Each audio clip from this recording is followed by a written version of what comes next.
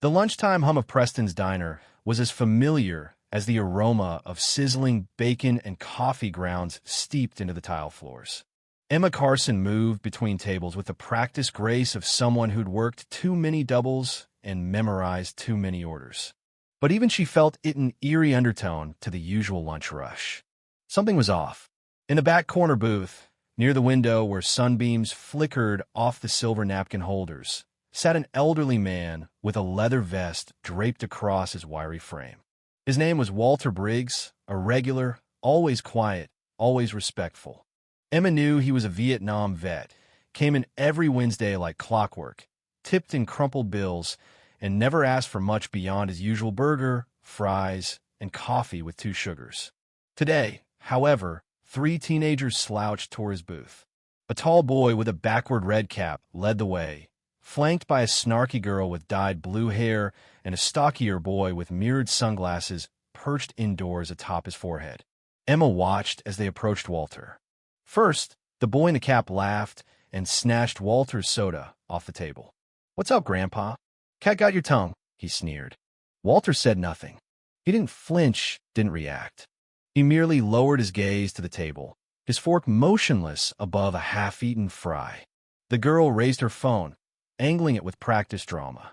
"Say something for the camera, old man," she jeered, tapping the record button. The stocky teen reached for Walter's fries and ate one without asking. Emma's heart pounded. Around them, customers noticed. They paused mid-bite, mid-sip, but no one said a word. No one intervened. No one except her. "Hey!" Emma's voice cracked like a whip across the tension-filled room. The teens turned, startled. "Leave him alone. Now." The boy with the cap scoffed. "Relax, lady. We're just messing around." Emma didn't move. "This isn't messing around. It's harassment. And if you don't walk away, I'll call my manager. Or better yet, your parents." The girl laughed, but her phone dropped an inch. "You don't know who my mom is," she said. "I don't care who your mom is," Emma snapped back. There was a tense beat of silence before the trio exchanged glances and turned to go. But just before leaving, the boy in the cap grabbed Walter's drink and dumped it onto his lap. The ice-cold soda soaked into Walter's jeans. The teens laughed uproariously and shoved the door open on their way out, the bell above jingling like a mockery. Emma rushed over with a towel. "I'm so sorry," she whispered, offering it to Walter. He took it, face calm, but eyes tired. "It's not your fault, kid. Some people don't learn respect until it's too late." Her jaw clenched. "They shouldn't treat you like that. Not here. Not anywhere." Walter smiled faintly. "Takes guts to stand up like that. Most folks wouldn't." Before she could reply, a sharp voice called from behind. "Emma, my office. Now." She turned slowly. Gerald Harrison, the manager, stood with his arms folded, expression unreadable. "I'll be right back," she murmured to Walter, then followed Harrison into the office. Once the door shut, he rounded on her. "What were you thinking?" "I was defending a customer," she said, brows drawn. "You were threatening other customers," Harrison shot back. "Those kids' parents eat here. We can't afford drama. They were bullying him, and you should have let me handle it." "You didn't handle it," she snapped. "You just stood there. That's enough." His tone dropped to a cold command. "Hand over your apron. You're done here." Her breath caught. "You're firing me?" "Effective immediately." Emma stared, stunned. All the double shifts. The holidays she'd covered. The regulars she'd memorized. None of it mattered. She pulled off her apron and set it gently on the desk. She stepped back out into the diner. Walter was still there, watching. "What happened?" he asked. "I got fired," she said quietly. Walter's mouth tightened. But before he could speak, she offered him a smile that didn't reach her eyes. "I'll be fine. Really." She walked out. The cold slapped her face. As she sat behind the wheel of her aging sedan, she gripped the steering wheel hard. Fired. For doing the right thing. Her chest ached with the injustice of it. A knock on her window startled her. It was Walter. She rolled it down. "You okay, kid?" he asked gently. "Not really. I didn't mean to get you in trouble." "You didn't." "They did." He looked at her for a moment, then reached into his jacket and pulled out a card. No name, just a number. Bold black font. "If you ever need something, call this." "What is it?" A lifeline. He patted her door and walked off. She turned the card over in her hand, then tossed it onto the passenger seat. Her priority now was finding work. Rent was due in 10 days. Her phone buzzed. Lisa, hey, want to hang out later? Emma got fired. Not in the mood. Lisa's reply came instantly.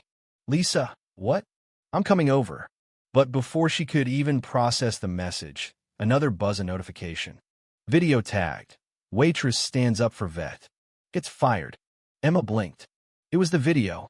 The girl with the blue hair had posted it. She watched herself on screen, standing tall, defending Walter, getting fired. The views ticked up. 12,000, 47,000, 210,000. Comments flooded in. This is disgusting. Who owns this place? Emma deserves better. Where is this diner? I'm calling corporate. We got your back, Emma. Then a live video appeared in her feed. Someone was outside the diner. The camera shook. You're not going to believe this, the person whispered. There's a ton of bikers pulling up right now. The camera panned. Emma's jaw dropped. Hundreds of motorcycles filled the lot. Riders in leather jackets dismounted, serious-faced, combat firm. Leading them was Walter. Emma's phone rang again. Unknown number. She hesitated, then answered. Hello. Emma, a deep voice asked. Yes. You stood up for one of ours. Now we're standing up for you. Who is this? Let's just say you've got some new friends. Click. Emma sat frozen. Her phone buzzed again this time. It was Lisa, screaming through the speaker. You're trending on Twitter. Get to the diner. Now. Emma drove. By the time she parked near the diner several blocks away, due to the crowd, the scene was surreal. A sea of motorcycles. Dozens of bikers standing in solidarity. People applauded as she approached.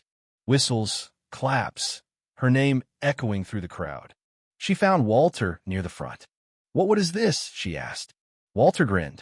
You stood up for me. They're standing up for you. Another voice spoke from behind. A huge man, muscular and broad with a beard streaked with gray, stepped forward. Name's Tank, president of the Iron Valor MC. Emma shook his hand, stunned. You got guts, Emma. And that means something to us. The diner's door creaked open. Gerald Harrison emerged, face pale. Tank's voice boomed. This the guy? Emma nodded. Sir, Harrison began nervously. Two didn't know. You fired a good woman because she stood up for a veteran, Tank growled. We're here to make sure you understand what respect looks like. We won't eat here again, another biker added. Neither will anyone we know, someone else said. I'll fix this, Harrison stammered. Emma, you can have her job back.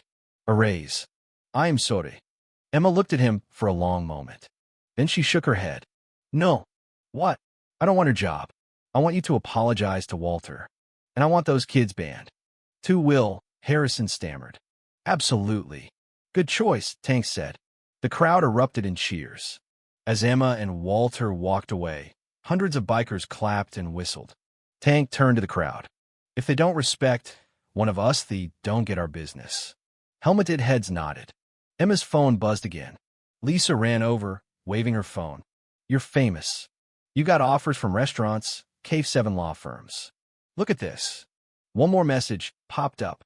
Unknown number. Call me. I have a job offer that might be perfect for you. Lisa called immediately, putting it on speaker. Emma, the voice said, smooth and calm. Sam Volker. I run a security firm.